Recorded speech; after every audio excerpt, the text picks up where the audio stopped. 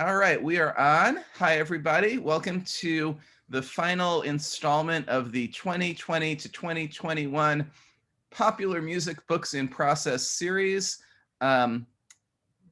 We did a little math. This is our 49th event. We've talked about 76 books, and there will be a test. So you guys, really, if you haven't been keeping up, you might have some work to do. It's a collaboration between the Journal of Popular Music Studies, IASPM US, and the POP Conference, co-organized by myself with my incredible team of co-organizers, Kim Mack and Carl Wilson. We've had a blast doing this. If you have missed any session between late June of 2020 and now, they all live somewhere on my YouTube page, and you are encouraged to check them out. As for next week, you're just going to have to find a book to read on your own. I think it would probably be the best policy. For today, however, we end the series with an area of popular music studies that is growing and has a particular quality in the three people presenting today that I think is an area of the field that in particular has been emerging as a strong part of the work: Christian music and how you can approach it by seeing how belief combines with genre and format practices, with performance theory, with all sorts of ways that the field constitutes itself and reconstitutes itself. Our presenters today come from a range of different backgrounds as well.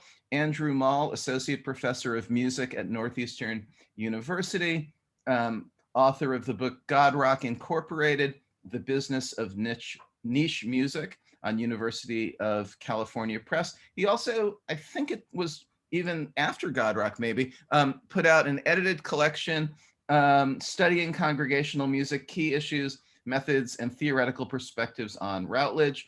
He recently became the vice president of IASPM US. Congrats on your election, Andrew. And has written for all sorts of people, and we're happy to have him. Nathan Myrick, who I think we will call Nate for the remainder of the session, is assistant professor in the Townsend School of Music at Mercer University, teaching courses on music ethics and religion, has been a touring guitarist and songwriter. Says here he's produced 2 alternative rock albums, so we'll have to ask about that later. His current book is called Music for Others: Care, Justice, and Relational Ethics in Christian Music. He's also the co-editor with Mark Porter of Ethics in Christian Musicking, and series editor of the Music Matters series for Good Faith Media. Finally, Marcell Steuernagel is the assistant professor of church music and director of the Master of Sacred Music program at Southern Methodist University's Perkins School of Theology. His book that we'll be talking about today, Church Music Through the Lens of Performance, part of Routledge's Congregational Music Studies series. And he previously has been a minister of worship, arts, and communication at Redeemer Lutheran Church in Brazil for more than a decade, and an internationally active composer-performer. So like I said, we have a range of folks talking about a very cool topic. So Andrew, you want to get us started? Absolutely. Thank you, Eric. Thanks also to Kim and Carl for all your work organizing this series over the last over a year at this point. I have watched them on YouTube because I can't normally attend on Tuesday evenings. And the sessions that I've watched have been just amazingly conversational and super informative, introduced to a lot of stuff that I might not have searched out on my own. So I think this has been a great resource for pop music writers, scholars, critics, connecting to each other and to our work in a time when it's difficult to connect in person. So thank you very much for the work that the three of you put into this series. I'm happy to headline this year plus of the Popular Music Books in Progress series. So myself, Marcell, and Nate, we have our books are no longer in process. Our books are published. They've all come out in the last 7 months or so. I think mine was published first last December with a copyright date of 2021. And Nate's and Marcell's were published in short succession earlier this year. We all know each other. We have collaborated. We have presented together. We attend many of the same conferences, although we all have different interests. So here's kind of how we expect the evening to go, or afternoon, depending on where you are.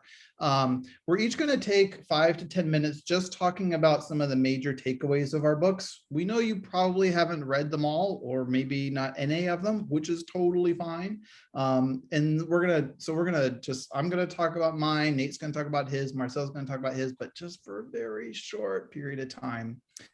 Then we're going to do kind of a roundtable where each of us has some questions for each other. And we're going to do that for another 20 minutes or so, see how long it goes, but not too long. So this is, you can sit back, you can relax, you can write notes. But then we expect you to have some thoughts about what we've been talking about, or questions really. Even if you don't have any thoughts, maybe you have some questions. And that will be the second, hopefully the second half of the session. So the first half is us talking individually and then together. And the second half is us in conversation with your questions. And as Eric's pointed out in the chat, you can post them in the chat so that they don't get lost, so that you don't forget about them. And as always, if you're not comfortable speaking up in person, we can just read your questions to ourselves or to each other. And that's totally fine also. So I might as well start with my own work. And the first thing I have to do is share the single slide that I made. You'd think I know how to do this by now. I guess I don't.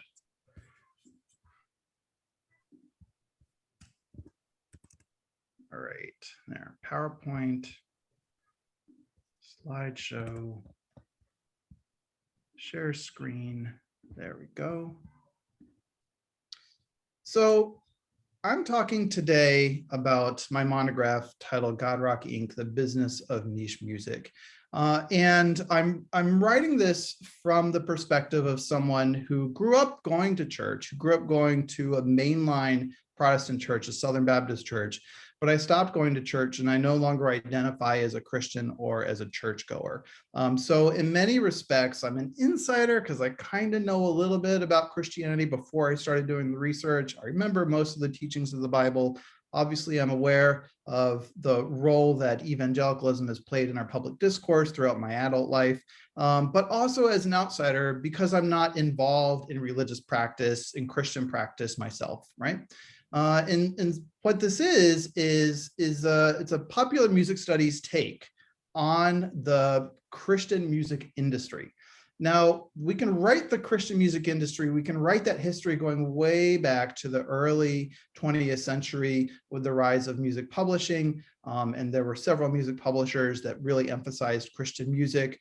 But where I start is in the late 1960s. And I focus on that as an origin point because that's really the moment when Christian artists and musicians really take popular music and start making religious popular music. Up until that point, all the religious music was really kind of its own style, its own genre, whether we're talking about Black gospel music, we're talking about oratorio, we're talking about white Southern gospel, it's all kind of originated within the realm of religious practice and religious artistic expression. But with the rise of Christian rock and Christian popular music and what comes to be called contemporary worship music, what we have is a series of styles that are derived directly from secular popular culture and then twisted and changed so that they deliver a Christian message, right? So I started that moment in the late 1960s. I go all the way up until 2010. And over the course of that time, I'm looking at specific artists, I'm looking at specific record labels, I'm talking to interlocutors, specifically to many musicians and also many record label executives. I did multi-sided ethnographic work. So I go to a Christian rock festival in Illinois. I go there 3 times. I go to a non-denominational evangelical church in Nashville that really caters to people who participate and are active in the Christian music industry. I travel to Seattle to talk to the people who run Tooth and Nail Records. And I attend a church in Chicago. It's actually a commune, and they're responsible for running this Christian rock festival that I attended.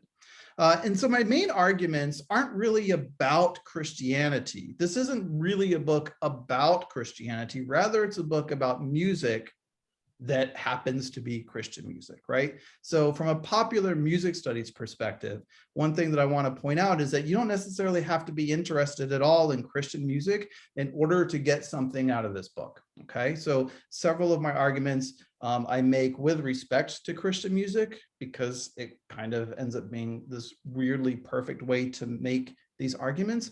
But I believe that they are transferable and transportable to other styles, other genres, other subcultures of popular music that may have very little to do with faith.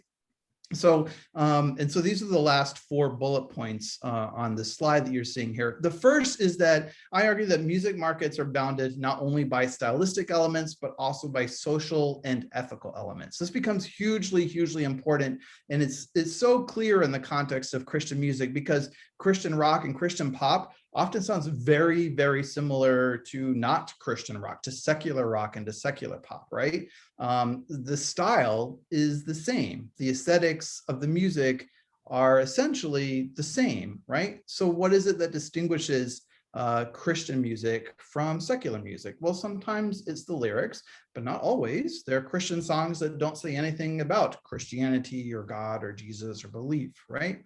So I trace out some of these ways in which we can tell through business infrastructures, through the ethics of the music or the ethics that are expected of the artist, how Christian music actually comes to be defined within this body of the market for Christian music.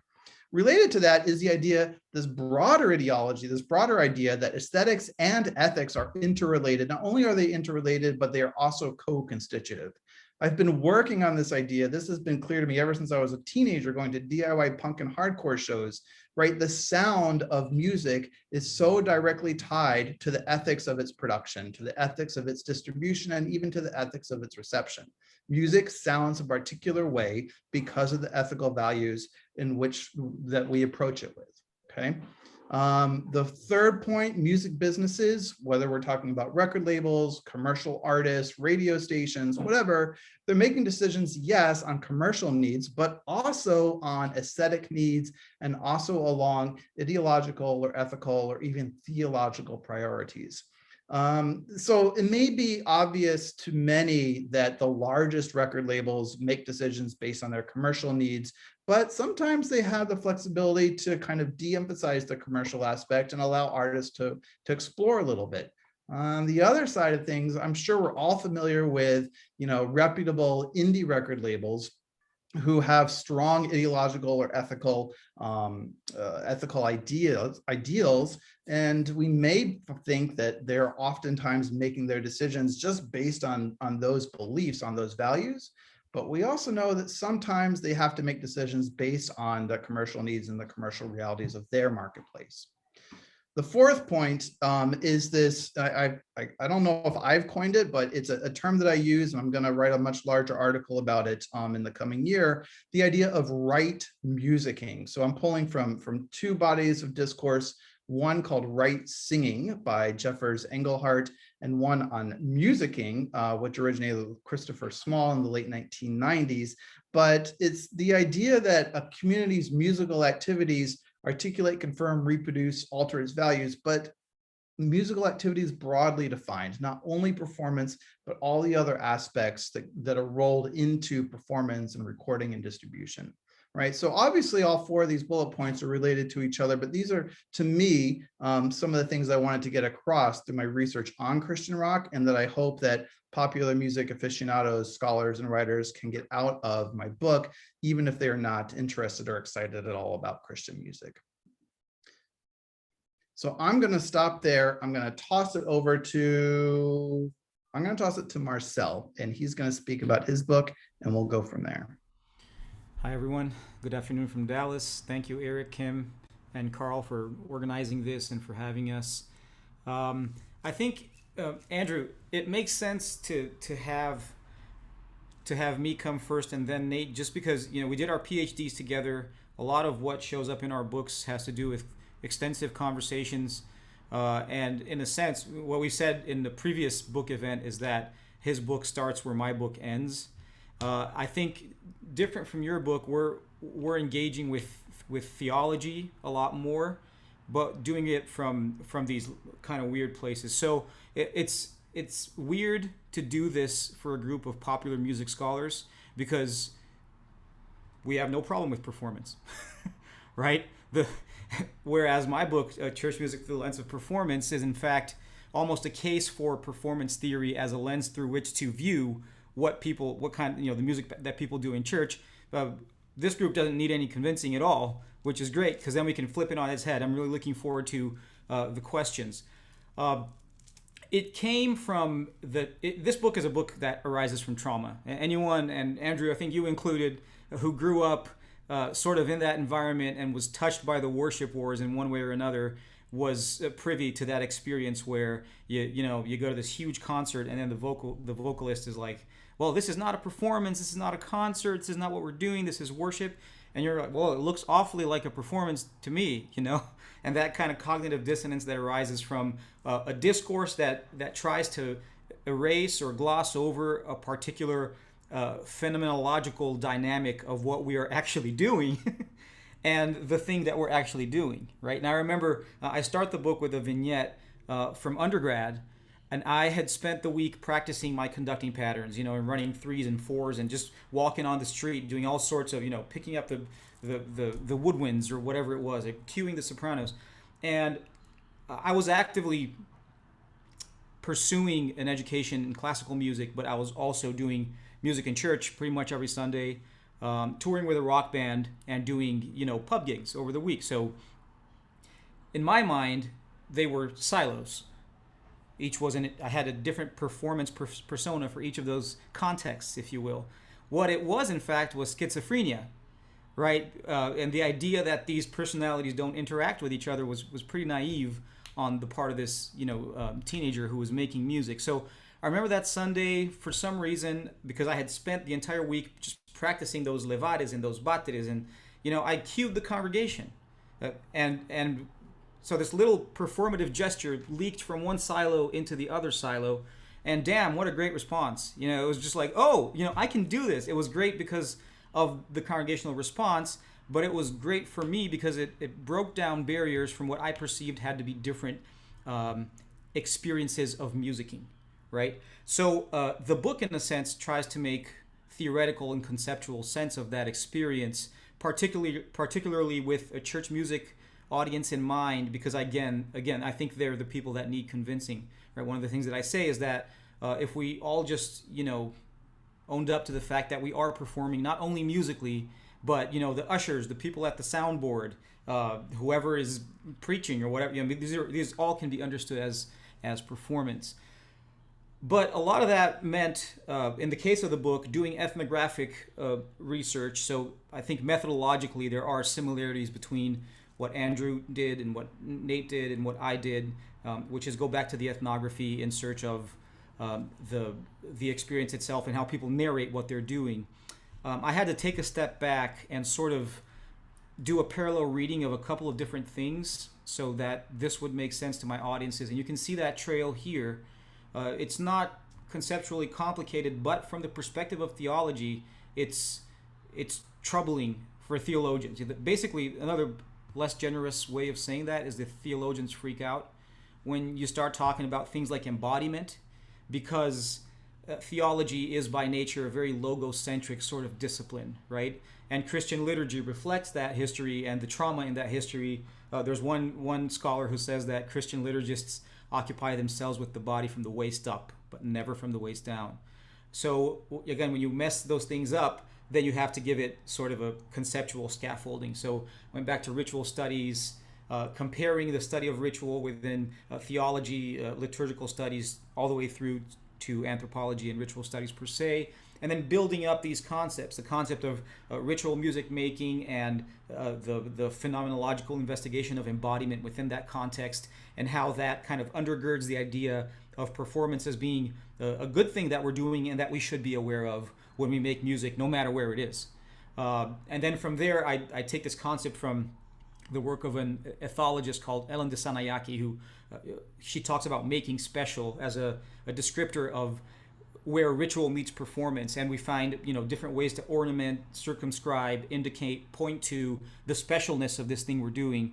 In the case of Christian worship concerts, that's you got to have your long beard, you got to have your skinny jeans, you have to. A lot of the indexes from alt rock that make their way in there, and what it means to be cool, but also be seen as morally. I don't want to say superior here, but that's the word that comes to mind, right? So we index things in this performance to indicate that this is a special performance, kind of like an uber specialness. It's special not only because we think it's special, but from the perspective of theology, it's special because it's God's special, right? And then they're analyzing the discourses, how people narrate that experience of specialness, and then from there into play and change, which to me are probably the most interesting sections of the book, where I just get to mess things up and go back to that, punch holes in those silos and see what happens. The word I use for a lot of those cultural flows, and we can get back to this later, but for example, between what we consider Christian repertoires and non-Christian repertoires, as Andrew already talked about in the intro to his book, it's a very apropos discussion of how you distinguish these things that he then unpacks. That's where it gets interesting. The term I use is messiness, and that I have a whole theoretical definition of what I mean by messiness and why I'm not using other words like hybridity, which we hear a lot, as a way of recognizing the chaos and our inability not only to control but also to properly label these interactions as they happen. So in that sense, it's a kind of conceptual giving up, which is very in line with my personality. So like, what the hell? Let's just ride this wave and see what happens. And then the book ends with a demonstration of how it could be done. So I analyze the performance of church music as a performance of community, of faith, and of tradition, using the research sites as this kind of fertile ground from where to draw the vocabulary so that other scholars, especially in church music and theology, who don't have that language, can talk about the performance of church music per se. And then the question that I'm going to throw to Nate is, okay, so if that is the case, and if there is a responsibility to, and I'm going to pull from Andrew here, to write music, then what are the implications and what would that look like? And that's where he takes it. Thank you.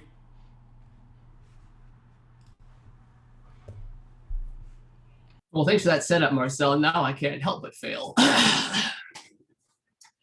So as both Andrew and Marcell have mentioned, I'm coming at this from a kind of a church music perspective. I came from a even more kind of fundamentalist Christian tradition than either Marcell or Andrew came from. And I used punk rock as kind of my exit strategy. So that was, I'm sure that's not a novel idea, but it worked for me. So here I am. My book kind of draws from a number of different places, and as Marcell says, it's more oriented towards the ethics and towards this idea of like, okay, well, what exactly is going on in churches, and what exactly is going on with music, and why does this matter, and things like that. And as I've been sitting here listening to the other two chat, I've been thinking about how to actually frame this, because on the one hand, my book is kind of divided into two parts. The first part is much more analytical and ethnographic, and it's very much digging into the nitty-gritties of both what's going on in music in communities, Christian communities, but then also what's the value that's running through this, and why are things going on the way they are going on. And so I was thinking about this idea of worship war while both Marcell and Andrew were talking. For those of you who are outside of the sort of like Christian music discourse, which I think is actually probably only about half of us, but it's nice to talk to somebody who's not a part of this for a moment,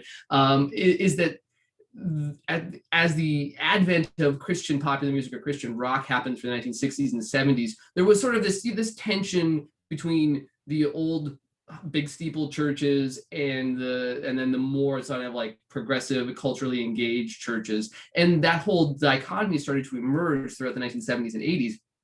But then specific to the denomination that Andrew comes from, the Southern Baptist Convention, and I'm not trying to out you, Andrew, I mean, you just said that, so just, making it clear, that there was what was called the Fundamentalist Takeover. And I talk about this a little bit in my book, but it was more kind of the backdrop for what I was trying to argue for. But the Fundamentalist Takeover coincided with what's Marcell referred to as the worship wars. And so the churches who ended up being along the ideologically progressive side of Baptist life were ironically the ones who were not in favor of the Christian popular music or contemporary worship music being a part of their congregations. And as the whole historical phenomenon worked itself out, that the contemporary worship music, the popular music that gets played in churches, ends up indexing fundamentalism and sort of regressive politics and ideologies for a lot of progressive Baptists and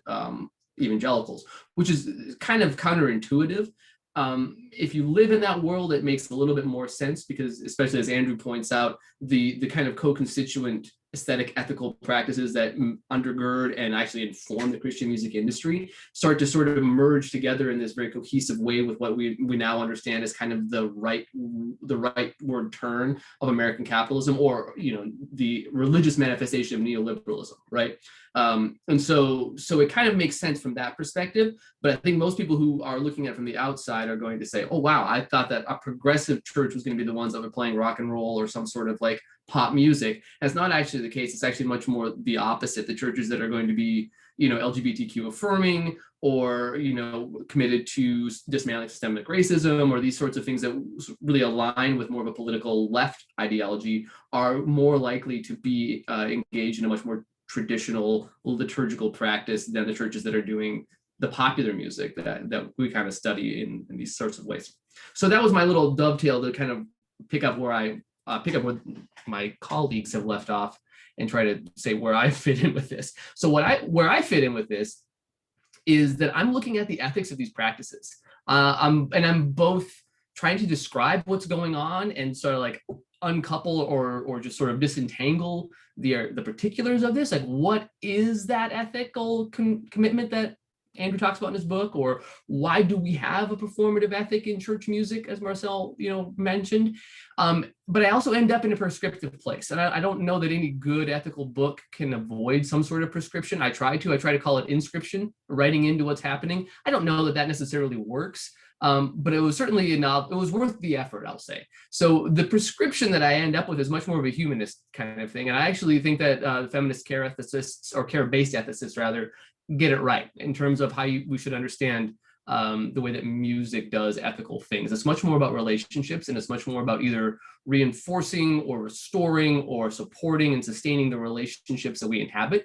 And I actually do end up landing much more with that relational ontology that people like Virginia Held talk about, that at our core, what it is to be human is to be in relationship. And not just like, immediate, intimate kind of relationship, but this much more robust and I'll say, broad scale, broad spectrum kind of relationality where we have memories of each other. We do music, either with people or in the memory of other people. We live and inhabit these kinds of imaginary worlds of social imaginaries that Charles Taylor talks about as if we were already in the relationship with these things we're imagining, or these people we're imagining. So I'm taking relationship as the core of it, and I'm saying that this is really how in Christian communities ethics make sense through music.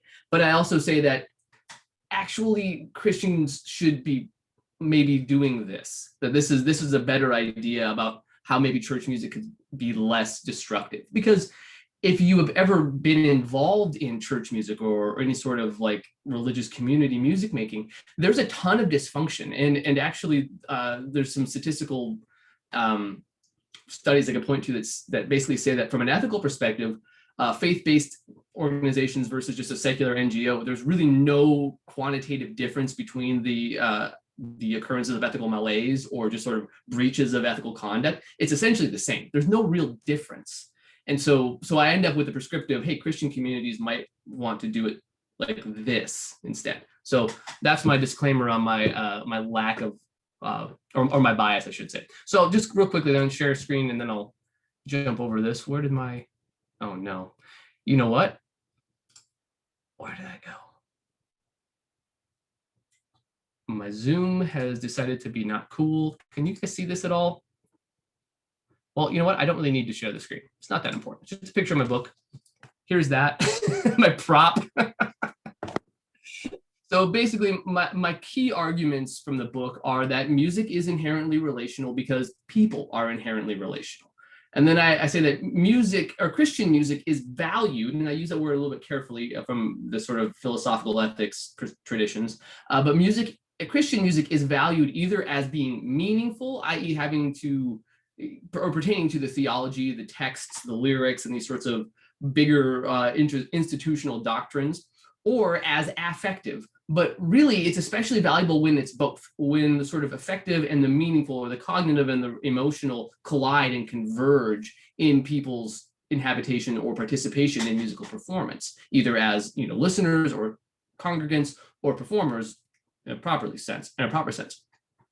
And so then from a Christian perspective, which is kind of what the book is doing, or I'm trying to do anyway, Christian ethics of music then need to take stock of this convergence of meaning and affect in human bodies as intrinsically relational, and that we need to foreground relationships when we talk about music and ethics. And I'm speaking specifically to and about Christian communities, but it also is my belief that this is broader than simply for Christian music, that if we were to think about how this is going to in fact impact our relationships with others, not just in the immediate intimate sense, but in the broader, I'll say universal sense, that would include the economic considerations, the social power dynamics, and all of these various things that both Marcell and Andrew draw out in their books, then a relational frame, a relational model becomes much more, I will say, moral, from a certain perspective, but not in the traditional Christian sense of morality, right?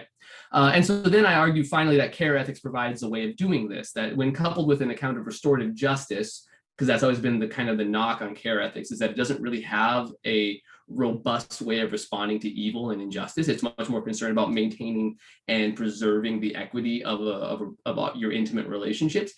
But if you consider justice as restorative, meaning that moves people towards a restoration of relationships or a return to community, admission of wrongdoing, and sort of being restored in a way, then it becomes a much more usable model for ethical engagement. And I actually end with using Martha Nussbaum's capabilities approach to sort of articulate out the ways that music, and specifically Christian music, but just kind of in general, can be ethical. So there's my spiel in 10 minutes or less.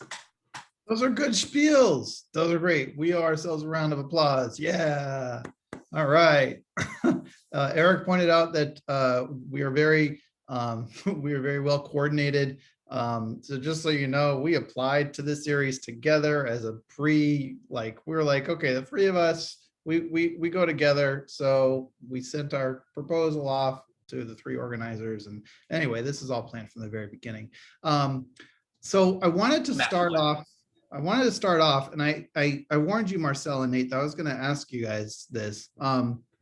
But why should pop music scholars and writers and aficionados who are not otherwise invested in Christian music, or maybe not in religion at all, why should they pay attention to discourses about Christian music?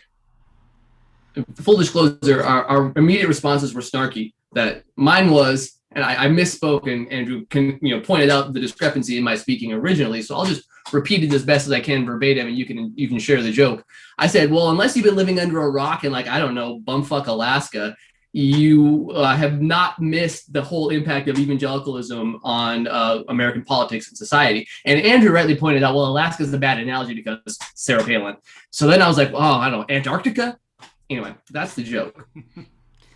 Yeah, I mean, it is what it is. And I endorse Nate's comment. And I would say, because I thought a little bit about this, Andrew, after we talked, that this is not an argument that you would make only for the musical landscape today. But, I'm reminded of Randall Stevens' The Devil's Music.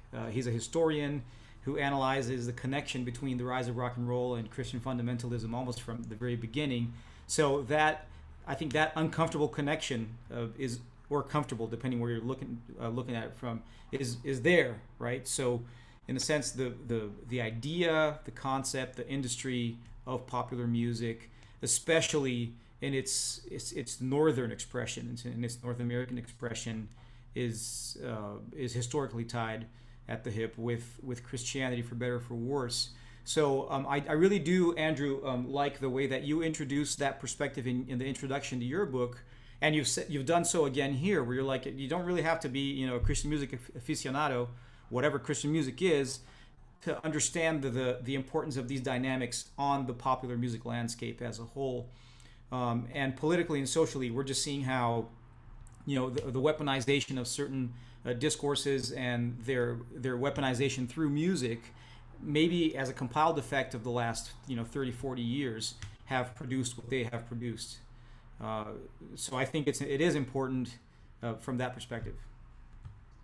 Yeah, I had this other point that I raised in the introduction to my book. I know of the people in the room, at least Josh Bussman will be familiar with the Elijah Wald argument, that we should be paying attention to music that is liked by people that we don't like, right? That don't have a voice in pop culture discourse. Because if we don't, then we're kind of ignoring a huge swath of our readers, right? A huge swath of listeners, a huge swath of consumers, whose opinions actually do matter, even if they are not the most elite of audiences, right? Even if they're not the most wealthy of audiences. And so I think, and Christian music is not the only music. Elijah Wald in this talk many years ago was talking specifically about paying attention to teenage girls, right? Like, we should pay attention to what teenage girls like because their voices are important. And I think that's only been increasingly so since the 10 years or so that I saw him talk. He was talking specifically about Katy Perry. So I think that's an important thing. The discourse within pop music criticism, within pop music scholarship, has been shifting toward emphasizing the importance of paying attention to underrepresented constituencies, whether we're talking about listening audiences and taste cultures, or whether we're talking about the musicians and the artists themselves. So, this isn't really a diversity project, right? Like, to say, oh, we need to pay attention to white Christians. It's like, no. Like, I mean, they have loud enough voices, or at least they make enough noise that we can't really ignore them. But within the discourse of pop music, within the critical discourse and the scholarly discourse and the informed and excited consumer discourse, it's something that has always gotten a short shrift. And I do think that there are lessons to be learned by paying more attention to what's happening within that world. Andrew, let me just tag on to that, if you'll let me, with two more points why I think this is important. Nate and I were at a SEM Southern Plains conference a couple of years ago and asked an ethnomusicologist, what's hot in we were obviously trying to get jobs. What's hot in ethnomusicology right now? And that person said, well, church music. And I was taken aback, because I come from a world, an academic world in which those things don't interact. So I think, from the disciplinary perspective, you look at the rise of Christian congregational music conferences, church music conferences, the way that scholarship is burgeoning in several different places and connecting to musicology and popular music studies in general, makes it disciplinary important. The other, and this is where maybe I'll go in a different direction. I'm not American. I'm from Brazil. I've only been here for 5 years, 6 maybe, I don't know. And there's this world of popular / religious music making in the global South that, even as it became its own thing, so in Brazil, for example, there's this huge industry. The only two groups who gathered more than 1 million people for a concert in Brazil were the Rolling Stones when they played in Rio, and Diante do Trono, which is a Brazilian worship ministry. That's 1 million people, or who has that kind of drawing power for a live concert. So I think studying it is important as we look at these other places where there might be, it's not like they're behind, but certain of the alignments that we see here have either happened or not, or are happening as we look at them, right? So because my scholarship leads me to compare what's happening here in North America and what's happening in Brazil at the same time, I've learned that by examining one, I can shed light on certain dynamics of the other. So I think in general, for the humanities, as we start to bring these underrepresented voices to the table, the majority of which does not speak English and is not part of our conversations, then I think there's a scholarly ethical decision that I have made to be of service in that way. But that's just, that's the activist scholar in me talking. So I'll stop now.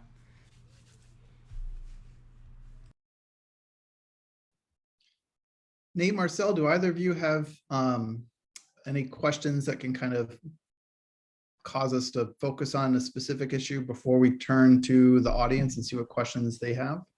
I've got one, and it might be a curveball, Andrew. It's for you with the right musicking thing. When I was writing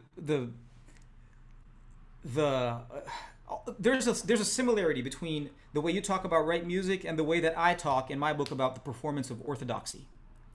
And when I was writing, I had to choose if I was going to talk about the performance of orthodoxy, right? So right belief in Christianity, and orthopraxis, the right practice. And I ditched orthopraxis because it would be the performance of the practical, and that would lead towards other rabbit holes that I didn't want to explore in the book.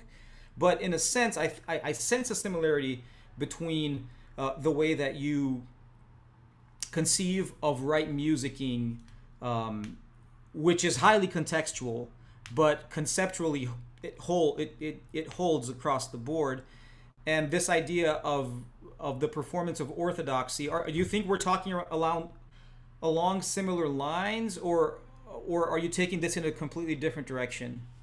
No, I think we're talking along similar lines. So to be perfectly clear, I didn't make this up, right? So yeah. Jeffers Engelhardt's right singing. I'm gonna put his name in the chat. So he actually uses the concept of right singing to link orthodoxy and orthopraxy within the expression of music through the voice. And he's since turned his attention to voice studies. And so that's kind of what he's focused on now. But his first monograph, for those of you who don't know, he studies Orthodox singing communities in Estonia, and like in small towns, right? And so one of the things that he writes, one of his largest arguments is that they express their communal values through singing, right? And they also reproduce those communal values through singing. And so what I was struggling with, not so much struggling, but I was trying to find a way to think about, well, it's not only the creation, it's not only the performance of music, it's not only singing or playing or performing, it's all those other things, right? Growing up, paying attention to DIY scenes or participating in DIY scenes, or performing in a church worship band, performing in your own band. Like we come across ways to kind of define what it is we do, right? When we are creating music, when we are writing about music. And sometimes we have specific like ideological values that kind of help chart the course of certain aspects of our careers, right? Marcell just talked about what's important to him in terms of being an activist scholar, right? Making sure that his scholarship kind of brings together discourse on North American music, and as well as discourse on music in the global South, so that it's accessible to the people that he cares about from where he's from, right? So that's an ethical discourse that's informing the shape of his career. This happens in music too, right? It happens in music too. It could be something as simple as, I only do Euro-rack synthesis, right? And I do it purely without a keyboard. Okay, that's an ethic. That's a performance ethic, right? And it shapes the kind of music that you can create, right? There may be certain styles of music that you can't create if you refuse to use a keyboard with your giant, massive Euro-rack synthesizer. I only perform to half-inch analog tape. Okay, well, like if you're Steve Albini, right? That means that there's certain production tricks that are not so easy to do, right? Because you're only using analog tape in your recording practice. Yeah, exactly. Both Butch Vig and Steve Albini, right? So these are ethical choices that kind of define the creation of music that also shape how music sounds. The hardcore shows that I went to in North Jersey in the 1990s, right? We didn't have a stage. We performed on the floor, right? I wasn't in any hardcore bands at the time. They perform on the floor, right? And so that impacts how you hear the music. It impacts how the music impacts you, your physical self, right? It impacts your relationship with the musicians, like they're literally at the same ground level as you, which means you're more likely to see them as peers, right? They're not up on a stage like that last Sex Pistols show in LA, right? Like they're on the floor with you, right? So all these ethical choices, to me, I was struggling with a way to help explain how these ethical boundaries, like how it is that they relate both to orthodoxy belief, but also to the practice of those beliefs, right? And sometimes the belief comes from the practice. I think that's an important thing to say too. Sometimes we do things, and this maybe goes into what you're talking about with ritual in your book, Marcell. Sometimes we do things so much that it gets ingrained in us before we have a belief to explain it. Absolutely. Thanks, Andrew. So I've got a question for both, or like one question for each of you, but I think like after this little exchange, I feel like that you probably both could both answer each other's questions. So I think we'll start with Marcell then, since Andrew, you've gotten the bullseye on you a bit. That's the wrong button. I wrote it down so I wouldn't forget. So I'm thinking about what the work you've done after your book, Marcell. You get into the idea of like ethics of the body ethics for performance within Christian communities, and how there's a kind of a certain expectation of ethical performance. And for Christian practitioners, or people who care about these kinds of things, they're seen as either these gestures, these performatives, are seen as either an expression of values or an accidental manifestation of virtue.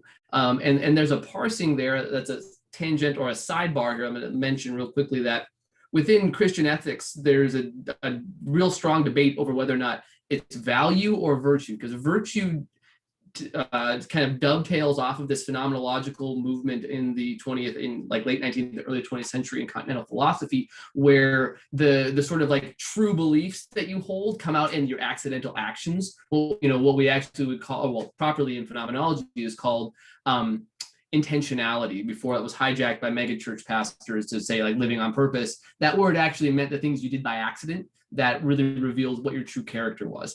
And so this idea of virtue becomes really important for Christian ethicists and Christian communities, because there's this sort of overriding, I don't know which one to call it, but like a concept that basically, or a conviction, I should say, that basically says, you can make yourself, be good or like act good, but you really aren't good. And what you really are will come out in your accidental moments. And so virtue becomes a very prominent and popular thing in Christian ethics. On the other hand, value is much more in terms of sort of secular or mainstream ethics, where you talk about the intention and the accident, the way that your values are manifest. And so Marcell, my question for you then, based off of that minor diatribe, is what do the ethics of the body, the performative ethics that you kind of tease out and nail down in your book, reveal? What are the values or the virtues that are either expressed or manifest by these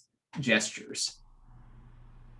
Thanks, Nate. And I would say reveal both in the sense of their expression, as the emitting body, if you will, and also in their reception, right? So I tell this story in another chapter, another book, where I moved to Texas and started doing church gigs on the guitar and realized way too quickly that I was moving way too much for the Southern Baptists. It was like, the bass player would be glaring at me like, dude, what are you doing?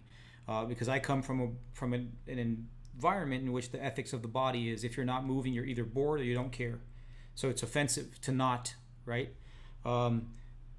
So I think there, when you take this idea of performance as an analytical frame, and then you start to look at, first of all, the whole body and the phenomenology of embodied experience as a paradigm shift in the scholarship and in the analysis. And from there on out, then the question of how that ethics of the body is not only performed but commented upon becomes a constant trope, right? So I'll give another example. I did a paper at a conference the other day about having your body valued or devalued or authorized or otherwise erased when you worship, right? And across the denominational spectrum, the spectrum of Christian traditions, that's hugely problematic, because those of us who grew up within environments in which reverence was better performed through stillness and silence have trouble with the idea of reverence being performed through ecstasy or trance or what have you, or twirling or jumping into the mosh pit. Whereas in other environments, the opposite is true. Nate, to answer your question, what I see in the future now is a shit ton of analysis. From environment to environment to environment, from context to context to context. And when I look at what we're doing, plus other colleagues, like Jeffers or Monique Ingalls or Anna Nicola or what have you, is establishing a mainframe. It's an old expression. A mainframe that can support some of these analysis that will then lead to a body of literature that is hospitable to experiences that are not considered normative for the scholarship. And again, I go back to this because I'm experiencing it a lot, where the implied normativities of the methodologies and the discourses that I'm drawing on, they miss the case studies that I'm studying because because these case studies do not rely on those normativities for their performative rubrics, right? So if I analyze the Afro polkas of a Lutheran congregation in South Brazil, they could not care less about what American theologians think is right or wrong, or is right musicking for their particular case. They don't care, right? So connecting those dots and then doing that analysis. And I think we're going to run into that, the aesthetics and ethics thing. I would throw performance in there along with those other words, aesthetics, ethics, and performance as the doing, as a kind of maybe a triangle that we can start using as a frame. That's where I see this going. Even as much as they are, in some cases, the same thing, right? Yeah. The ethics and the performance are the aesthetics, and vice versa. Thanks. Andrew, do you want to jump in on that same question? Because I feel like your work definitely speaks to it. I don't, not because I don't want to answer it, but because I want to actually open the floor up to other questions, right? Because actually Marcell said a lot of kind of what I would say as well. So instead of hogging the time, just kind of repeating and affirming what Marcell thinks, let's see what other questions are in the chat. I mean, I see a ton that are showing up in the chat. So Kim, are you handling the Q&A? Okay. All right. Yes, I am. So let's go ahead, and it looks like Eric has a question, but Eric, do you want to wait to the end? It's not a bad one to get things going, just because it's come up a fair amount already, which is basically, in popular music studies, one of the things that writers like Will Straw and Keith Nagus and Simon Frith have argued is that rock music, and I'm really referring to the sort of late 60s through, let's say, 1990s, early 2000s moment of rock's dominance, had much of the same qualities you're talking about as being part of Christian music. Will Straw talks about a way in which, often to their financial detriment, people in the music industry would favor rock bands because they believed in rock, and so they thought it was going to do better than it would. That's just one random example. Certainly, the racial dynamics of rock, and I know there's a question about that coming up later, so we can somewhat bracket that part. But it does seem important that each of you maybe talk a little bit about how rock itself turned out to have these qualities of being a fundamentally religious music in ways that perhaps people were slow to recognize, and how your own involvement in rock and your own awareness of religious music somehow dovetail. It feels like that's been looming throughout this conversation, and I just wanted you to foreground the relationship between rock as religion and Christian music as rock. That's a great question. Can I go first? Okay, I've actually thought a lot about this, at least in one way or another. And my personal response on this is that I think that religion is a fundamentally human convention, and so everything that we end up doing is going to become religious at some point in time if it is successful enough.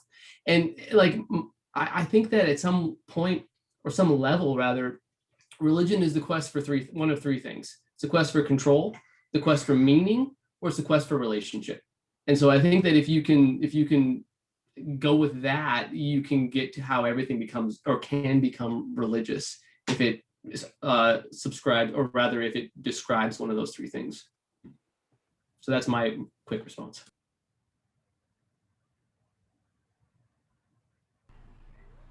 Andrew, you probably have a much better answer than I, but I'm just going to throw a comment in there and then let you riff. If you look at the recent history of Christian music and the recent history of popular music, I think they phase in and out. And I think they phase in and out in relation to certain factors. One of them is the experience of counterculture. So who's on top at a particular moment in time? A great example of this, again, I'm going to quote Randall Stevens because he talks about that, how, you know, the imbrication of the music making. He talks about Presley a lot, and the reactions that Presley got from both sides, because he was, you know, he sang Amazing Grace. He was that schizophrenic moment of transition, right? But then on the other end, people like Mark Joseph, 2017, with Rock Gets Religion, who's analyzing the tail end of that, in which people like Kendrick Lamar, Avril Lavigne, you know, all these other artists, suddenly it becomes fashionable to once again engage with religious topics in your music making, and creating an environment in which Justin Bieber can Instagram himself singing a Hillsong worship song, and it's fine. Whereas it wasn't fine before. So it's fine, it's not fine. It's good, it's not good. You know, rock is cultural, it's countercultural. Is it countercultural in similar senses? Is it establishment in similar senses? And then you get all these weird cases in Latin America where people are like, fuck rock. And then the next generation is like, rock is great because we, you know, so, and they're talking about North American rock, right? And then they make their own. So again, I hate to use a completely dialectic framework here, but I do think it has some merit in this particular case. So Eric, as I'm reflecting on your question, I'm realizing that it's going to be really hard to have you in audiences for the next several years because you now have an encyclopedic knowledge of all of pop music discourse.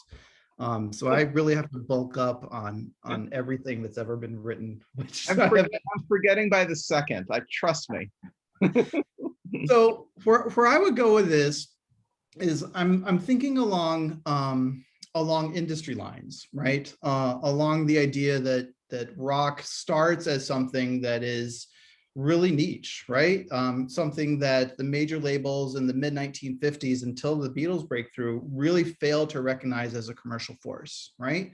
But they quickly changed their minds, realized the error of their ways, invest heavily, and then we end up with dinosaur rock by the 1970s, and punk is a reaction to that.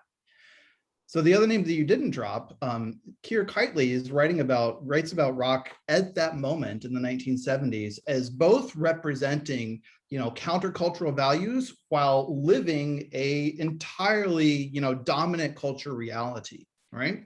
In the great chapter Reconsidering Rock in the Cambridge Companion from now 20 some odd years ago. And so I think that the Christian popular music that I'm talking about, that I'm writing about in my book, follows a similar trajectory. It follows a trajectory where really, like, people have turned their backs on it, right? The general market of the secular popular music industry, they dabble in it, but they don't see much commercial value in it. And so they kind of turn their backs on it for the time being. The Christian audiences, who you think might be at least you know, culture is not the right word, but theologically predisposed to be receptive to this value, are turned off by the style of music. And some of the things that both Marcell and Nate are writing about in their book explain that, you know, that the styles of the music really butt up against the ethical values and the theological values that they've learned in their religious lives up until that point. And they're like, this does not express religion, this does not express my beliefs, this does not express my God. I can't see my religion through these styles, right?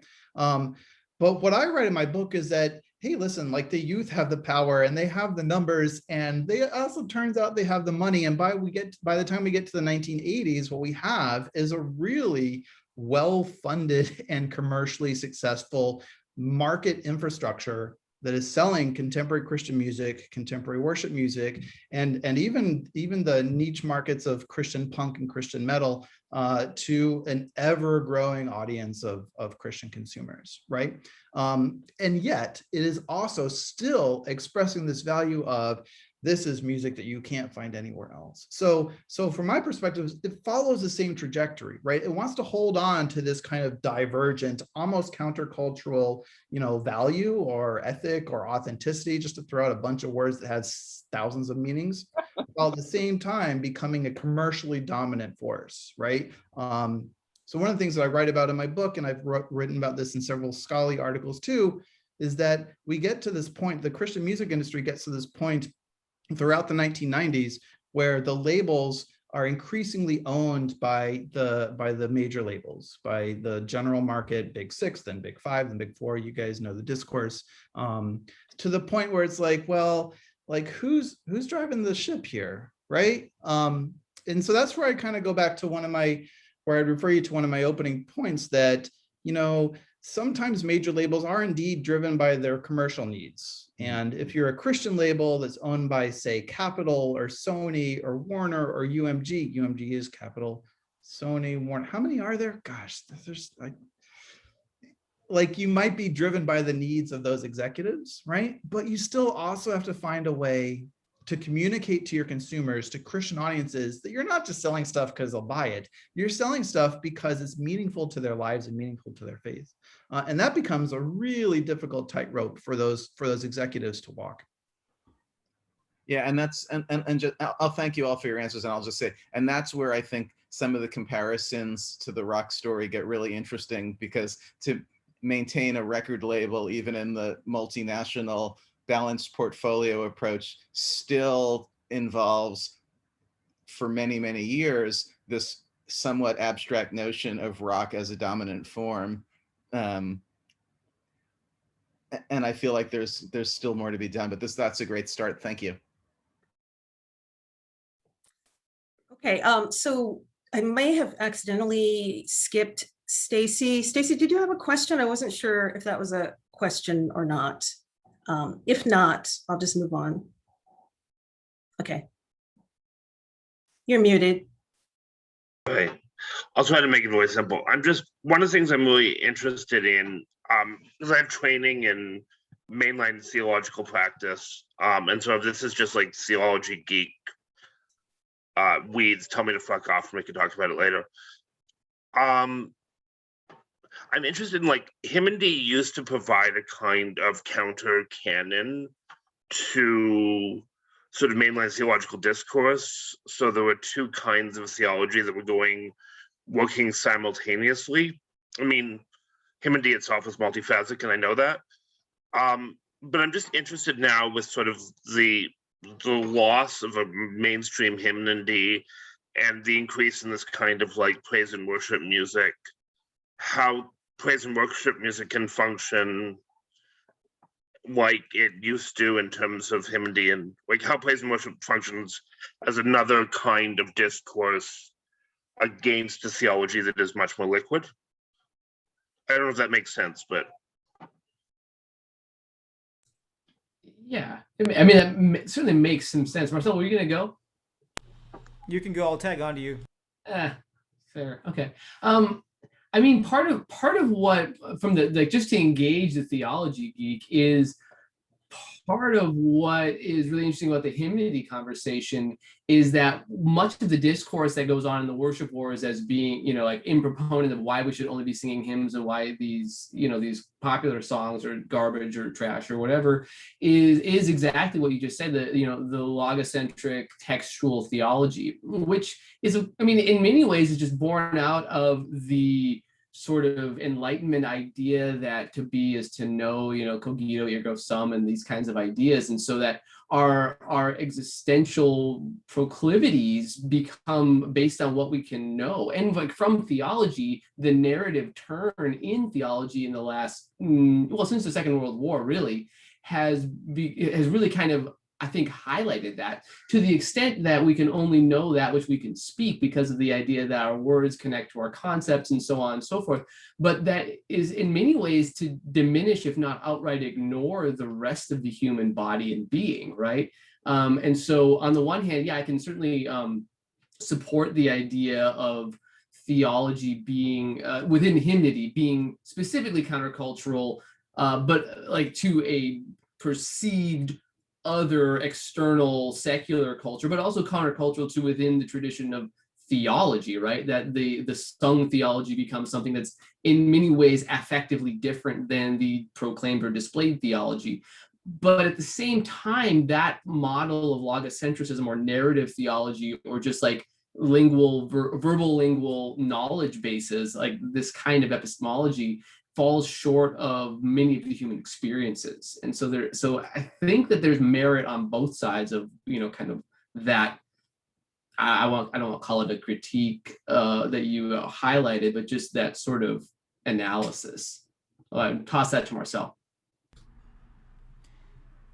Yeah, I have, I'm a church music scholar, and the first thing I do in my hymnology class is get rid of the word hymnology or hymnody, because of what I would call, from the church history perspective, the breakdown of the Reformation principle, right? So you look back at the 16th century and the rise of hymnody as this canon of dissent from a tradition that is immediately pluralized, right? You have it's Lutheran, it's Reformed, it's puritanical expressions, whatever it is, but it seems to survive, and it survives in hand with empire, right? So, for example, the fact that we use the word hymnology to refer to congregational song at large makes absolutely no sense, and in a sense, it reflects that imperialist dynamic, right? So I think what we're seeing is a breakdown, both in terms of popular religious culture and in terms of the categories that we use to describe these repertoires, of that consolidation, just as we enter into like a post-Reformation principle landscape of church life, right? So I think I'm still part of a generation that grew under the assumption that the mainline heavy hitters would be the mainline heavy hitters forever. Hell no. I mean, that ain't the case. The numbers show that. Even in the global South, where the church is growing, that is not the case, right? And Neo-Pentecostalism is here to prove that. So, in a sense, I think the music is catching up with what is happening from the ecclesiological perspective, and then that leads to the point of what is that narration of theology that we speak of, right? Because now, even in North American seminaries, and again, this is schizophrenia because I have an appointment in the School of the Arts and in theology, and I try to keep reconciling those two worlds. You see that, for example, that systematics, which was the endowed chair of the theological schools, increasingly does not make sense as the cornerstone of theological education, even within the seminaries, right? So I think that breakdown that you point to, in a sense, is pervasive. Nate, you want to? Yeah, thank you. I was just going to say thanks for that question. Yeah. Well, just like David's question come up about the racial segregation of Christian worship, and I think that the hymnody point is really apropos there because historically hymnody, I mean, both from an academic and just a regular practice perspective, is white. And in any fact that, or in any expression that is not white, is qualified with some sort of contextual, like this is Black hymnody, this is Latino hymnody, this is Asian hymnody, or whatever sort of evidence of systemic racial hierarchies you want to throw out there becomes the qualifier. And so part of this whole like the dismantling that I think Marcell was talking about with hymnody, that I'm just speaking for him, which is a great idea, is trying to do is just to decouple some of that racial baggage from that, to say, well, let's talk about what people actually are doing when they're performing and singing in churches or in communities or otherwise that have religious overtones or religious ventures. And I'll stop there. Okay. And I want to get to David's question on its own merits later. So Nathan, you're actually next here with another question. Do you want to ask that, or do you want me to kind of move on to some other folks? Oh, no, my question was, I just put the question that I asked Marcell in the chat because I misunderstood your prompt. So my apologies. Okay. All right. Carl, I know you have two questions. Maybe one of them you could ask, and so we can get to everyone. I'll make it quick. I just wanted to ask Nate to unpack something that he said quickly in his intro, which is referring to the damages done by Christian music. And I wondered what kinds of damages you meant, and what, like, whether you were speaking about a broader political context or within Christian communities themselves, this question about like modern Christian music, praise music, whether that was what you were talking about. So that just piqued my interest, and I wanted to hear a little bit more. No, thanks, Carl. That's great softball. So it's both, right? It's both the broader social dynamics, like the communal aspects, or even just like nationwide or like hemisphere-wide sort of disruption or breakdown of human relationships, right? But it's also the sort of individual within the community, the loss of relationship for somebody who is engaged in, maybe as a volunteer and a music ministry of some sort, and gets kind of taken advantage of, and their talents are not recognized. They're not maybe getting paid.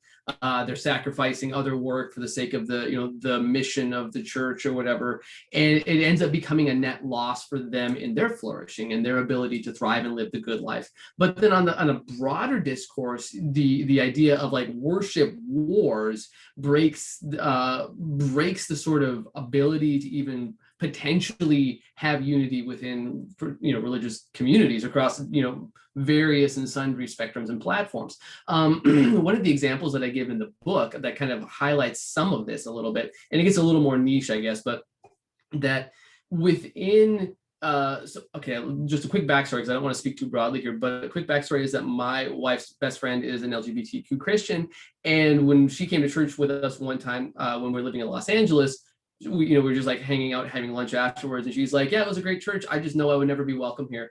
And we were like, "What?" Because we had no idea that this was not an affirming church. And she's like, "Yeah, they play this kind of music, and I know that like if you played this sort of, and it was modern worship, progressive modern worship music, that you're not going to be an affirming church." And so that kind of blew my mind, and I went and did a survey, ethnographic survey of 25 churches in LA that were of the same kind of ilk, and yeah, that was like 95% verified that, like, as a predictive model, if you were going to go to a church that was big and played modern worship loud, it wasn't going to be LGBTQ affirming. And so that's both communal disruption of relationship, but it's also a social disruption of relationship or a disruption of relationship. And so that was kind of the destruction that I was pointing at. Can I tag on to that? Because I think there are two things I wanted to bring up.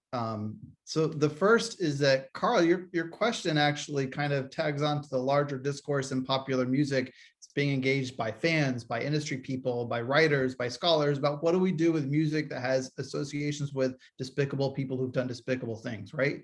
And so some of the things that Nate's talking about that I've uncovered in my research is that there are people who have left the church because despicable things happen to them, right? And the music that's related to those churches like triggers them, right? They cannot deal with that, right? And so I think, like, rereading Nate's book again the last couple of days, like, oh yeah, that tracks. One of the things that I've uncovered is that there are actually some movements that are enabling people to kind of repair and restore those relationships. So I started writing about beer and hymns, which is a non-religious kind of thing. It has religious connotations because people sing religious songs, but they don't preach, you don't pray, you just gather, you drink beer, and you sing worship songs that maybe you remember from your childhood, but outside of the church context, and that can start to repair those relationships. That's totally different than, like, what do we do with the music of people who beat their wives and sexually abuse people? Like, as far as we know, we're not singing hymns written by people who did those kinds of despicable things, right? But I still think it's tangentially related to this larger conversation in popular music. Okay, so I have a question actually for you, Andrew. I was just curious about a band like U2 or other bands like that who identify as Christian, or at least they were very vocal about that at the beginning of their career, but they never really marketed themselves that way. I'm just curious where that kind of a band fits into this paradigm. Yeah, so I maybe U2 probably appears in the index because I'm sure like I have to name drop them because it's a book on Christian rock. But like I don't talk about U2 in depth because I don't think it's not thinking, but they are not involved in the industry infrastructure of Christian music. They made an explicit choice early in their career, and they have kind of refused, they refused to be connected to the Christian music industry. That doesn't mean that Christian radio stations haven't played them or they don't appear on playlists at churches or even on some of the streaming services, but that's something that they have never pursued. And the reason why they've never pursued it is because in the late 70s and 1980s, when they were really building their career, Christian rock was not valued at all by the general market, by the secular music press, by the major labels. And so they really wanted to focus on building a long-term sustainable career. And this is like very obvious with all of the interviews with, especially with Bono over the last many decades. But they're not the only band that has Christians in it that's hiding in plain sight. This is a wonderful game. I'm a great drinking partner at a bar because every fourth band will be like, oh, that's a Christian band. There's a Christian in that band. There's a Christian in that band. So, like from the late 80s and early 90s, like Mr. Big has Christians in the band. The Violent Femmes have Christians in the band. Collective Soul have Christians in the band, right? Even in the aughts, like all these metalcore bands that the kids really love, like Emery has Christians in the band, Anne Berlin, Paramore, like these are all Sufjan Stevens. Like this discourse is really, really, really big, right? So then the question is, for the purposes of my book, are these artists that have started in the Christian music industry, like they were performing to Christian audiences, and then they decided they wanted to perform for different audiences? So if so, then I use that kind of desire to investigate crossover. I'm not going to go into talking about crossover right now off of your question because that'll launch me into another 5-minute discourse, but it's a way to start thinking about how crossover works, especially someone like, I just posted about this on Facebook, so some of you maybe saw Amy Grant, the 30th anniversary of Heart in Motion, the 30th anniversary edition just came out, right? Which is, maybe you don't care. Regardless, like this is a major crossover event. In 1991, several singles, she sold 5 million copies of that record, but she was already a major star, right? So that maybe kind of gives us reason to rethink what we mean by crossover. Or if it's a smaller artist like Sufjan Stevens, who did start in the Christian market and then moved over to the general market, but he's never been in the context of the music industries, he's never been a superstar, a celebrity, but he still has a sustainable career. Like, what kind of crossover is that? So it prompts me to ask questions like that. Bands like U2, artists like Sufjan Stevens, so on and so forth. Great, thank you. David, do you want to unmute and ask your question? Yeah. So thanks for this great conversation. I have a lot of things I'd love to ask about, but I'm going to ask one, and that has to do with how the historical complexities of race play out in this history of this music, and how it's well, two other things, two sort of corollary questions, but how does it play out in terms of policing? This is from your last comment, Andrew. How does it play out in terms of who is included in the category of Christian pop music, or who's included in the Christian rock? And then, if it is exclusively white or predominantly white, then what are the implications of that? So I'll just throw that out, and you can approach it any way you like. Yeah, that's fine. I'm glad to start. So it's definitely predominantly white. It's the CCM industry, the contemporary Christian music industry, and Christian rock, as however you want to define it, as a genre, as a style, as a market, whatever, is almost entirely white. And So there are maybe a couple historical reasons why this is true, right? The first is that the music industry overall, it has been segregated, right? So we had, I mean, we know this, we have black markets and we have white markets. And so the history of the oldest Christian record labels starts during the era of race records, right? And so they are focused on white audiences, whereas gospel labels are focused on black audiences. We're still living through the repercussions of that today. But also Christian worship is divided, is segregated, right? I mean, maybe you've heard Martin Luther King Jr.'s famous, quote, I'm paraphrasing, but, 11 a.m. on a Sunday is the most divided time in the United States of America. And that's because places of worship are largely not ethnically or racially diverse, right? And so, it's such a cop-out, right, for me to say that, oh, the market reflects that, but literally the market reflects that, and there's little incentive for music industry executives to push back against that, right? And so I teach a lot of music industry majors, and one of the things that I try to teach them is that the market obeys financial incentives. It doesn't matter what your ethics are. If you can't figure out a way to make money doing that, you're not going to be able to change the music industries, right? So it's a question of how can we diversify the music industry, the Christian music industry, in a way that makes sense to the people that hold the purse strings, right? And so far, Christian music executives really haven't figured it out. But there's one thing that I want to point out, though, is that the black side of the Christian music industry that focuses on gospel music and those radio stations, they're far less concerned with divisions between the secular and the sacred than the white side, right?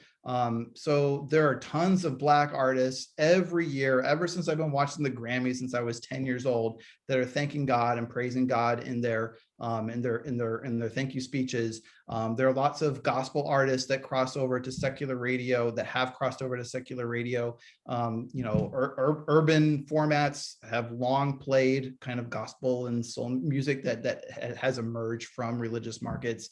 And so to me, it's like a really fascinating distinction between the market for Black Christian music and the market for white Christian music, is there's just far less concern about, does this speak to Christianity or does it speak to the world? It's like, no, it just speaks to everyone, and good music is good music, no matter if it talks about God or not. Let me tag on to that. David, I deal quite a bit with that part because I'm a non-American living in the U.S. and I don't know what I am, to be honest. And part because of there's a whole field of comparative critical race theory between Brazil and the U.S. because of the dynamics of the slave trade in those two countries.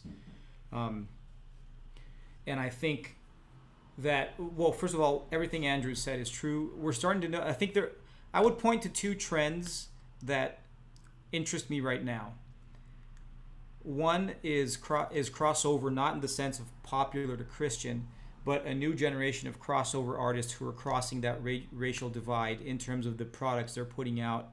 You have people like Travis Green, Tasha Cobbs, and a bunch of others who sound like a hybrid, if you will, of what we would have 5 to 10 years ago considered, white Christian worship music and gospel. So I think there's something to, in fact, one of my African-American Pentecostal students and I were working on a paper to analyze that intersection. Then the second is the way that in those mainline liberal circles that kind of feed the traditional hymnody and hymnology academic societies, you're starting to see a lot, and I mean a lot, of interest in that intersection of critical race theory and church music studies. Pretty much every conference of the Hymn Society within the last 4 to 5 years, I would say, for example, has featured that increasingly. So I'm curious about how that will change, for example, the way that denominational committees curate hymns for their hymnals, how the way that will begin to shape the way that denominations start to think about what they sing. But for the mega churches, for example, that's still not a big deal, right? It's still, the problem is the problem. I don't think it's it's been solved in any way, shape, or form, but you are seeing a lot more interest in it from the church music scholarship side.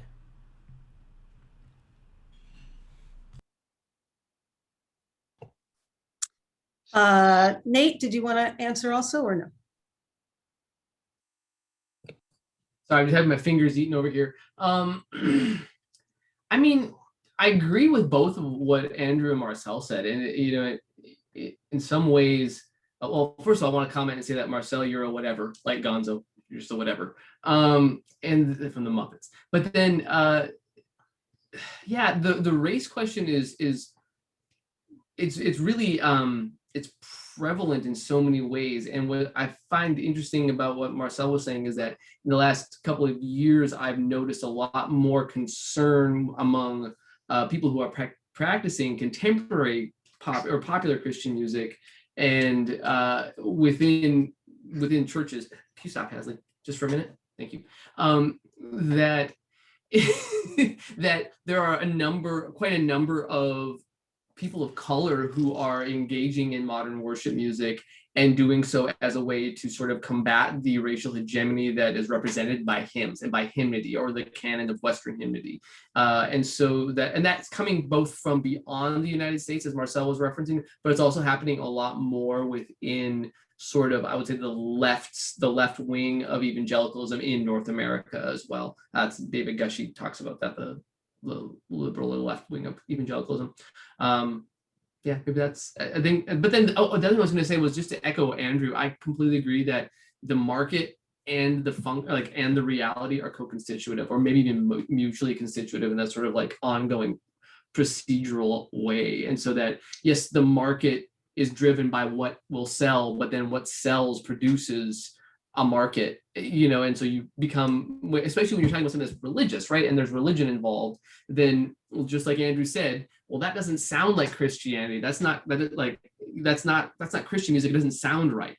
And so that produces its own kind of niche market, or maybe captive audience, or choir, if you will say, where, you think that Christian music sounds like this kind of white music that has a certain production quality, right? Vocals are mixed really high in the mix and very clean. And there's that, that shimmer effect, or that unicorn piss that, studio musicians talk about, that makes it sound a very particular kind of way. And instantly that sounds like it's Christian music. Well, that becomes the sonority that is both racialized and religiously authenticated. And so yeah, it's both a reflection of the reality of the times, but also an ongoing prediction and projection of what that reality will become based on aesthetic, the merge of aesthetics and ethics that Andrew talks about performatively. All right, great. So we have two final questions. Shannon, do you want to unmute? Yeah, thanks.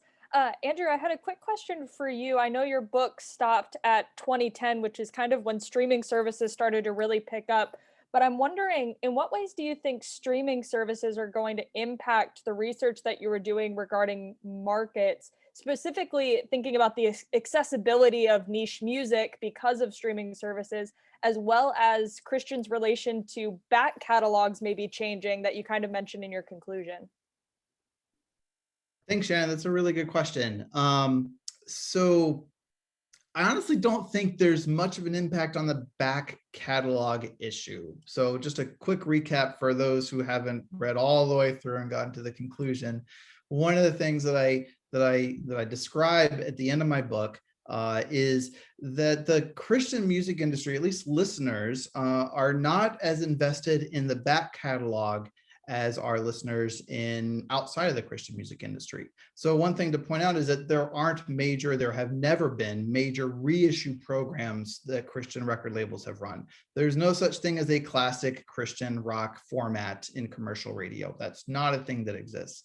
Artists, for the most part, don't really look to Christian artists from a generation or two ago. They're looking maybe to general music artists from a generation or two ago as influences, but they're not really looking to Christian artists from the 70s or the 80s. So this is a thing that is really kind of sets the two industries and the two audiences apart. And from an industry perspective, it really makes it challenging for older artists to have sustainable careers living off of residuals from copyright royalties, from publishing royalties, and mechanical royalties, and money from recording selling, because nothing's selling, nothing's getting covered, right? Nothing's getting played on commercial radio stations, on classic Christian rock. It's not a thing that's happening. One thing that streaming, two things that streaming has done. The first is that, obviously, Shannon, you're right. It's made it more accessible, but where I really see that impacting the industry is like on the peripheral sides, not on the mainstream of contemporary Christian music, but around the peripheral sides of hip hop and hardcore and metal music. There are a lot of aficionados who are just really excited that they can now hear these Christian punk artists and Christian metal artists from the 1980s, Christian hip hop artists from the 1990s that they wouldn't be able to hear otherwise. So it's really turned into where there is a change, that it's fueling kind of a resurgence and excitement for older artists that maybe haven't toured in 20 years. Nate and I, and this is a preview of something that we're not going to be able to publish probably for another year or two, but Nate and I are going to be doing ethnographic work at a festival in Birmingham, Alabama called Furnace Festival.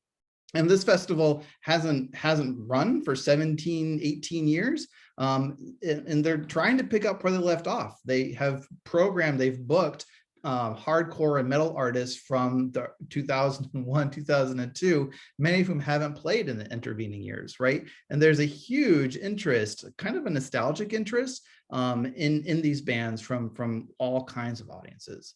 All right, so I guess that's two things. So the last thing that I want to say is that I did a roundtable at an IASPM conference in Nashville several years ago, where I convened Christian music industry executives on stage to talk just about their industry among pop music scholars.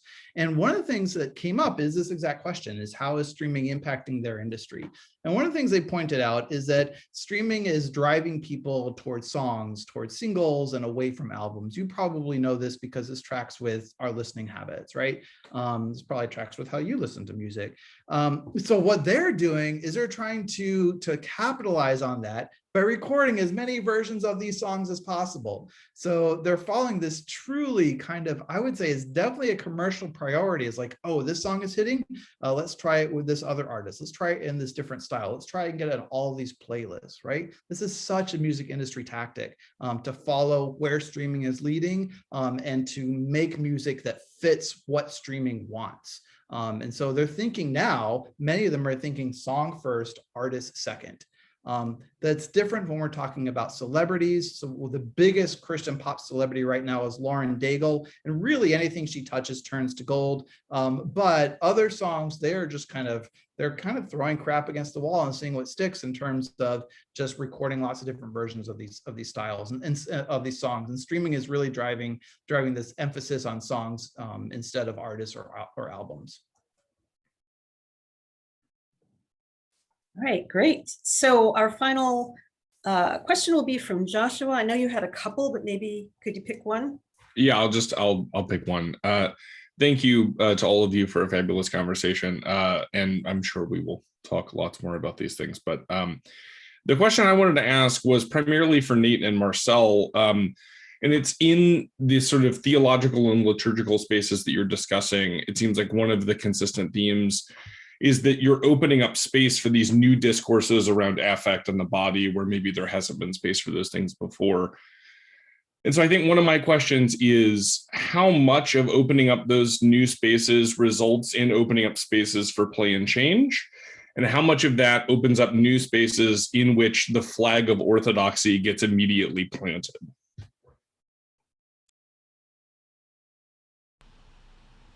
Marcell, you go first. Ha. That's an interesting question, Josh. I spend way more time than I should because of my the admin part of my job, tracking theological education trends in America. And if I take it like a lay of the land, you'll notice that there are niches in which certain aspects of those discourses are well embedded. You know, anything from embodiment to performance theory to posthumanist scholarship to, things like that. And you'll find that a lot in Latinx theology, almost across the board, except for the kind of, Assemblies of God to the right, more conservative, because you don't do that. But a lot of Latinx theology has owned certain portions of those conceptual principles for a good while now. Then the other is just queer theology, because again, naturally there's a confluence there. You do get things from the denominational, like historical denominational theological spectrum that start to interact with these things. One book that I can point to, just as an example of this, there's a Lutheran scholar called Frank Senn, pastor, theologian, who's written on worship quite a bit. He has this big tome on worship that he wrote several years ago. And then he went to work in I can't remember if it was Indonesia or Malaysia, started dabbling with yoga, wrote a book called Embodied Liturgy, which flipped a switch for parts of the Lutheran theological world. But again, I say parts, right? My general assessment right now is that it's hard to plant the flag of orthodoxy, whichever it is, on certain of these concepts, because especially now, for example, with the discussions around, the weaponization of critical race theory is a great example of that, where maybe if even a year or two ago, you could align certain aspects of denominational theology and certain of these concepts, that's effectively ruined right now, right? So I think I see a lot of more of those flags being unplanted than planted, because people don't want to have anything to do with these things. On the other hand, I'm part of I'm not part of, because I'm not closeted in the sense that these people are. When you start talking to faculty in theological seminaries that align more conservatively, there are quite a number of these people, especially junior scholars, doing research at these intersections. And they just take advantage of the fact that their senior colleagues don't know what the hell they're talking about. And so that's great, because they can do it. I don't know if that answers your question, but that's what I'm seeing now. Yeah, I mean, I'll jump on that and go the other direction. Okay, no more eating my fingers; they're all gone. That the fear that I have is this reinscription of orthodoxy in Christian communities as this literally trump card to just like stop any discourse or conversation. And I think that the whole upheaval over critical race theory is evidence of that, and that when something comes along that threatens to destabilize the hegemony or the power structure of something like white evangelicalism in America, especially the American South, which is where I live, hate you, then the search or the race is on to sort of discredit whatever it is that you perceive to be that which facilitates that deep stabilization of the power structures. And I mean, it's only a matter of time before somebody comes along and looks at my book and says, "You're going after orthodoxy. You can't do that." But that's what I'm going after. Is to say, look, if you're going to use orthodoxy as some sort of like final say in ethics, you're going to be in trouble. Because that's not going to work for a whole bunch of reasons, right? I lay them out in the book, I hope anyway. But that is one of my concerns, is that orthodoxy becomes this very it really is a destructive force in communities, right? And like just to like throw my theological cards on the table, how on earth can anybody claim to speak for God and to say that like this is the definitive word on what God says, and therefore I because I know everything about God, and stop the whole conversation cold. And I'm like, wow, that's destructive. That ruins relationships, that ruins communities, and that needs to stop. I mean, sorry, I'm getting fighty here, but that's a concern I have. So yeah, absolutely. Right. Well, thank you. Thank you all so much. Thank you to Andrew, Marcell, and Nate. This was a great, great event. Thank you for all of you for coming. And I hope to see some of you in the fall.